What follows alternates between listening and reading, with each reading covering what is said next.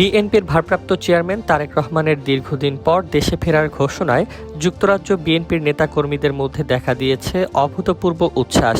প্রিয় নেতার সঙ্গে একই দিনে দেশে ফেরার আশায় অনেকেই লন্ডন থেকে ঢাকার টিকিট কাটতে ছুটেছেন ট্রাভেল এজেন্সিগুলোতে, কিন্তু আগ্রহ যতটা, টিকিটের প্রাপ্যতা ততটাই সীমিত। ফলে সৃষ্টি হয়েছে এক প্রকার টিকিট সংকট।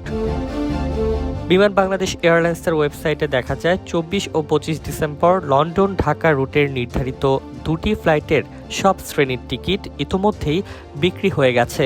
দলীয় ও বিমান সংশ্লিষ্ট নির্ভরযোগ্য সূত্র জানায়, তারেক রহমান ২৪ ডিসেম্বর বিকেলে লন্ডন থেকে নির্ধারিত বাংলাদেশ বিমানের একটি ড্রিমলাইনার ফ্লাইটে ঢাকা অভিমুখী রওনা হবেন এবং ২৫ ডিসেম্বর দেশে পৌঁছাবেন। বিএনপি মহাসচিব মির্জা ফখরুল ইসলাম আলমগীরও এর আগে বিষয়টি নিশ্চিত করেছেন।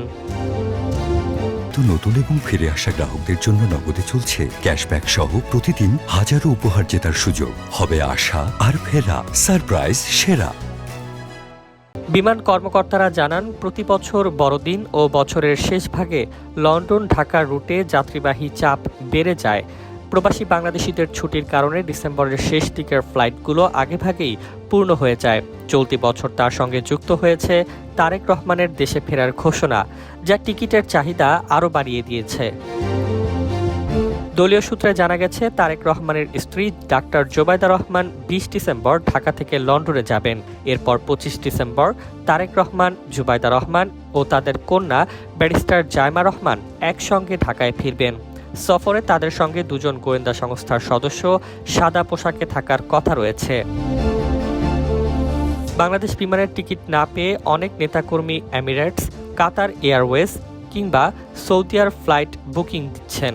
লক্ষ্য একটাই, ২৫ ডিসেম্বর সকালের মধ্যে ঢাকার হজরত শাহজালাল আন্তর্জাতিক বিমানবন্দরে পৌঁছে ইতিহাসের সেই মুহূর্তের সাক্ষী হওয়া। উল্লেখ্য, তারেক রহমানের দেশে ফেরাকে ঘিরে তার বাসভবন ও কার্যালয়ের প্রস্তুতি প্রায় শেষ। নিরাপত্তা ব্যবস্থাও চূড়ান্ত পর্যায়ে রয়েছে।